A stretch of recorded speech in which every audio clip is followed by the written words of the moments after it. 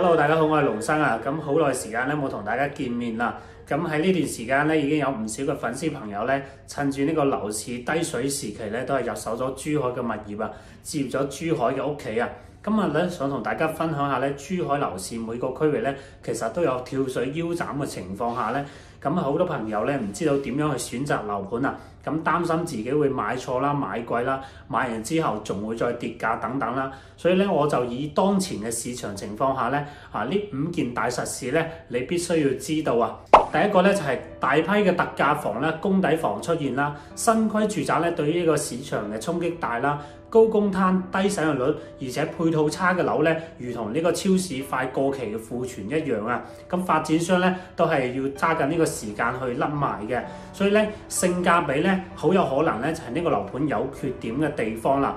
咁第二個咧就係多個純新樓盤入市啊！咁下半年咧珠海、香洲啊、金灣啊、斗門區咧，將有10幾個純新樓盤咧係陸續推出啦。多為呢個高使用率嘅新規住宅，佢嘅特點有咧攞地價低啦，戶型品質好啦。相信大家咧都有睇到好多二手樓咧劈價100萬，業主冇眼淚啊，都覺得係好吸引，係咪？咁其實咧而家新樓嘅價錢咧係降咗落嚟，係同二手樓係一樣價嘅。咁相比老舊嘅二手樓咧就會出現呢個滯銷啦，咁佢只能去降價。咁第三個咧就係雙貸利率或者去繼續下調啊。珠海嘅首套嘅雙貸利率咧目前係3厘啊。咁未來咧可能無限接近呢個國內一個叫做公積金嘅貸款利率已經從呢個2厘85咧降到呢個2厘6啊。咁年底之前咧，政府咧仲可能咧會有其他嘅一個救市嘅政策啊。第四咧，高公攤同埋超高層咧淘汰退出市場啊。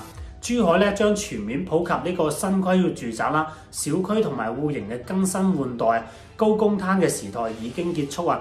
高使用率、高品質嘅新規住宅咧，成為呢個市場嘅主流啊。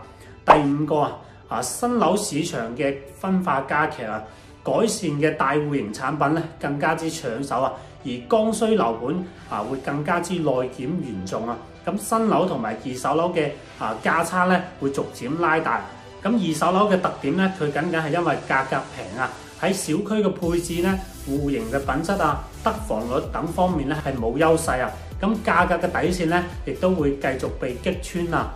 以上呢5件咧就係我嘅分享啊。咁我哋買樓咧係為咗喺大灣區置業一個屋企啦。咁樓價嘅調整咧，樓價幾時到底咧，你我都冇辦法去預知啦。但係咧，我哋可以選擇一個襟打嘅樓盤啊，品質高、價錢優，令自己覺得更加之值得居住得更加舒適啊。咁龍生咧每日咧都喺呢個樓市嘅最前線啊，可以話係有路有料有實景啊。